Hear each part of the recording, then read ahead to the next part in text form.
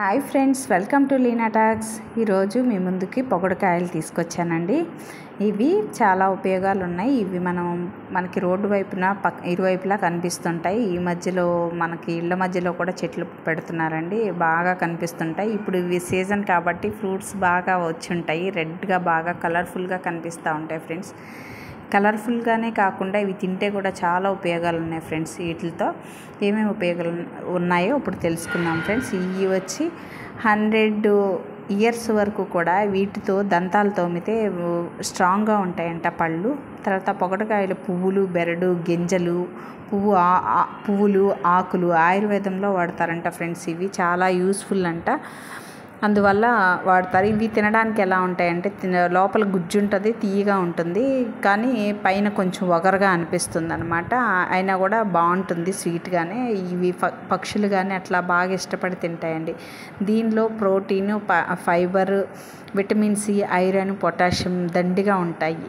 ఇవి వ్యాధి నిరోధక శక్తిని పెంచుతాయి.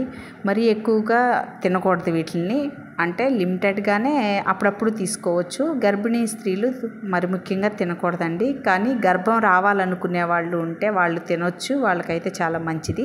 ఈ ఫ్లవర్స్ని నీడలో ఎండబెట్టుకుని తర్వాత కూడా అవి చాలా స్మెల్ వస్తాయి. వాటిని ఇది వరకు రోజుల్లో దిండ్లులో పెట్టుకుని పడుకునేవాళ్ళంట, అంటే మంచి స్మెల్ కోసం.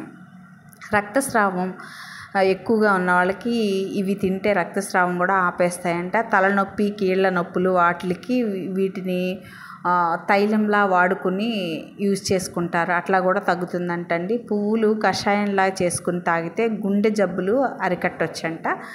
తర్వాత వచ్చేసేసి పువ్వులు అత్తరుగా కూడా ఉపయోగిస్తారంట ఫ్రెండ్స్. ఇవి నిజంగా పువ్వులు అయితే చాలా స్మెల్ వస్తున్నాయి, చాలా బాగున్నాయి, అసలు నాకైతే బాగా నచ్చినాయండి. ఈ ఫ్రూట్ కూడా చాలా బాగుంది. వీటి బెరడు, పువ్వులు కషాయం చేసుకుని పుక్కిలించి చూస్తే లోపల ఉన్న కురుపులు, మనకి నోటిలో కురుపులు ఉంటాయి కదా,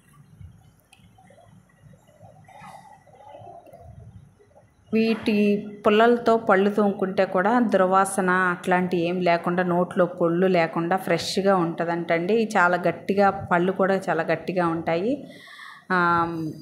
ఆకులు నమిలితే లోపల పళ్ళలో రక్తం కారుతూ ఉంటుంది కొంతమందికి, అవి కూడా తగ్గుతాయంటండి. మనకి ఎప్పుడైనా నీరసంగా అనిపించినప్పుడు ఈ ఫ్రూట్స్ తింటే కూడా అవి బాగా ఎనర్జీని ఇస్తాయి. మోషన్స్ అయిన వాళ్ళకి కూడా ఈ ఫ్రూట్స్ తింటే మోషన్స్ తగ్గిపోతాయంట.